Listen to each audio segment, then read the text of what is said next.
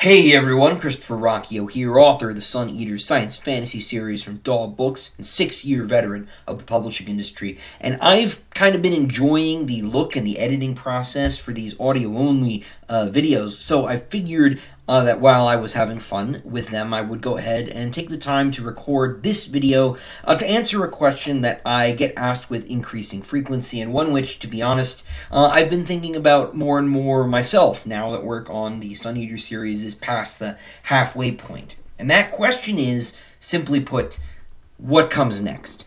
Now, originally, Kingdoms of Death was meant to be the penultimate book in the series, and so this question was more pressing about 6 months ago than it is now. But with the splitting of the book into two and the potential splitting of what had been the original final novel, I went from having one book to go to either 2 or 3, depending on what happens. But nevertheless, the question is one that looms large in my own mind, as well as in the minds of many of you, it seems, seeing as it's one of those questions that comes up a lot in the monthly Q&A live streams and elsewhere. So, what exactly is the plan then? And do I even have one? The answer, of course, obviously, is yes. There is always a plan. There has always been a plan. There are, in fact, several different plans, and I tend to switch between them on a moment's notice, depending on what I'm feeling at a given moment and whichever project is most attractive to me at any given time. Now, I know a bunch of you are hoping that I'll say I'm going to be making the jump into the epic fantasy genre in the near future, and I know that's partially my own fault. I've alluded on many occasions to my love for epic fantasy, and have mentioned that I have vague plans to write in it at some point in my life. I do have plans. I do, in fact, have a whole fantasy world that I've been noodling at on and off for years now, and I even have a standalone fantasy novel in said world sketched out. Not outlined, mind you, but sketched out, like a 3-page synopsis, something like that. But that concept needs a lot more work. It needs a lot more world building, a lot more sort of subtext and thinking about theme, and all of that needs to happen before I really get into the outlining process, because this book in particular is one that I really want to get right. Now, in making this video, I don't want to discuss this epic fantasy book idea or any of the ideas I'm going to vaguely touch on here in the future in any great detail regarding things like plot and character and theme, because I don't want to disappoint any of you listening in case the ideas that I mention end up not getting worked on for years or even decades at a time. I don't want to leave any of you disappointed, and this is something that's come up pretty frequently as I've been doing live streams. I have a lot of ideas, but if I go into detail on any one of them, I worry that people will start expecting that I am actively working on them, and they will start, theories or entries on, a fan wiki when a fan wiki exists, and start speculating about what is to come. And by the time I get to that idea, it may have changed completely, and I just don't want to frustrate anyone's expectations by speaking too long term. But I know that this is something that has been on the minds of many people, and so I wanted to go ahead and talk about these things. I may not get around to writing that fantasy novel or writing any of the specific novels that I may allude to in the rest of this video for several years, and like I say, I just don't want to let anybody down. But I do have vague ideas for a giant fantasy series, as well as a smaller, more serialized, episodic, character-driven series, and of course the standalone novel that I referred to, all set in the same fantasy world. These are all things I would like to do at some point, but like I say, I don't want to go into any detail in case people start putting things on their calendars. And I'm hesitant to make the move from science fiction to fantasy for one very simple reason. And that's that there's a danger there. And the danger is this. While those of you here on the channel may be inclined to follow me from outer space to Middle-earth, the bulk of readers out there might be less inclined. Conventional wisdom in publishing says there's always a danger in genre switching for traditionally published writers, and we risk losing a chunk of our audience, The idea being that readers will come to me for science fantasy, but they may go to someone else for epic fantasy, and And so if I come out with an epic fantasy, it would be not unlike Judas Priest dropping a jazz album out of the blue. Although I would listen to that because I think it would be awesome. But it would cause, an uproar. Because of this, I have the sense that it's still too soon to try and rebrand myself as a fantasy writer, to try and branch out. And besides, I could write very, very comfortably inside the Sun Eater continuity for a long, long time. It's a world I love very much, and there are greater cosmic questions that have not been answered or even properly addressed in Hadrian's story, or by Hadrian on his own. So what, then? Another big series in the Sun Eater universe, maybe something with multiple points of view, a la Game of Thrones, a sprawling, multi-generational epic like Foundation, a giant time skip like Latter-day Dune? Well, yes to all of that, eventually. I've got ideas that might fit the bill for any one of those things. But to explain where I think I'm going to go next, I want to first touch on something I like to call the Book 1 problem. The Book 1 problem is something that plagues many new writers, myself included, particularly those of us who leap right into the sprawling, gigantic series. And the problem is this. New readers looking to check out my work have only one place to start, really, and that's Empire of Silence. Now, in the case of some writers, maybe that Book 1 isn't very good. I personally think Empire is quite solid. I think it's stood up over the years since its release, but I also think that I have matured and improved as a writer in the years since. But that's only one facet of the difficulty diamond here. In addition to, self-confidence issues writers may have about the first book, the real killer with the Book 1 problem is that if that Book 1 looks just, to a prospective reader, then they won't just skip the book.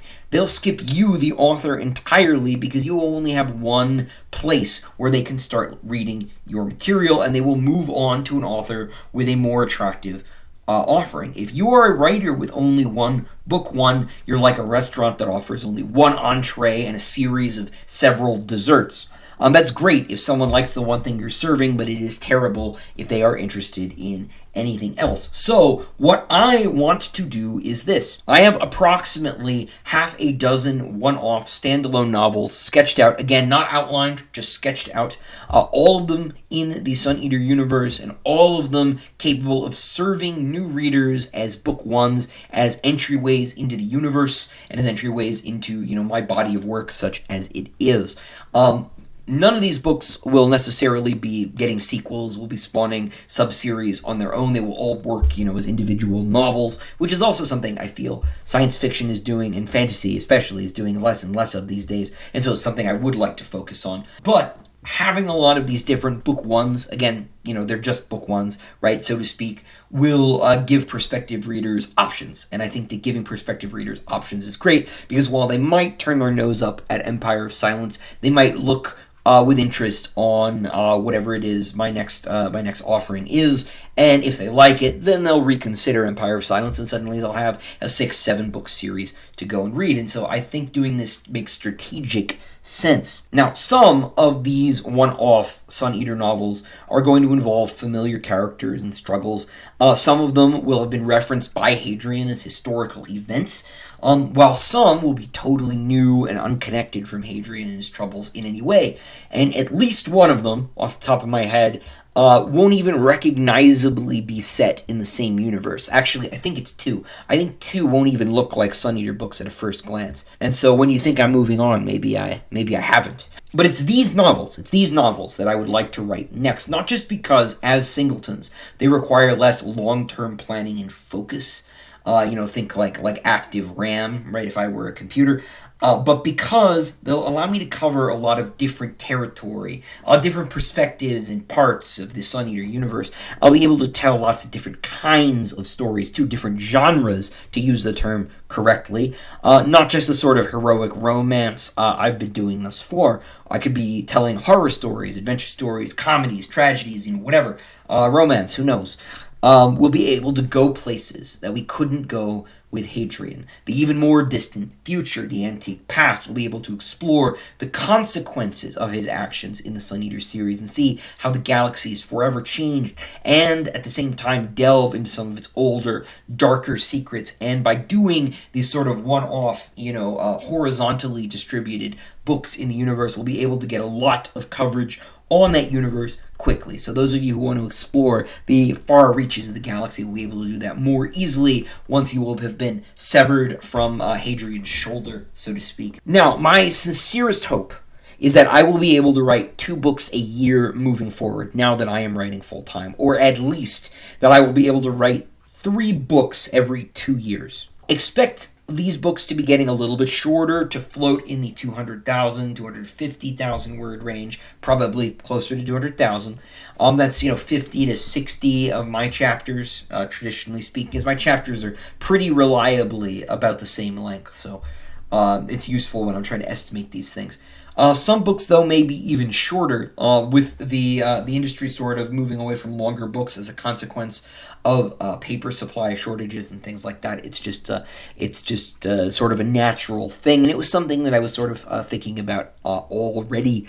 If the books were a little bit shorter, I could certainly be writing them faster, and that is an important thing from a business perspective. I would love also to get into some serialized stuff, release some episodic stories, sort of in the 20, 30,000 word range, kind of like the old Conan novelettes, and maybe even do some audio original stuff. I think that'd be a great fit for sort of more serialized stories. But who knows? The world is my oyster, so to speak. So when should you expect some of this stuff to start materializing?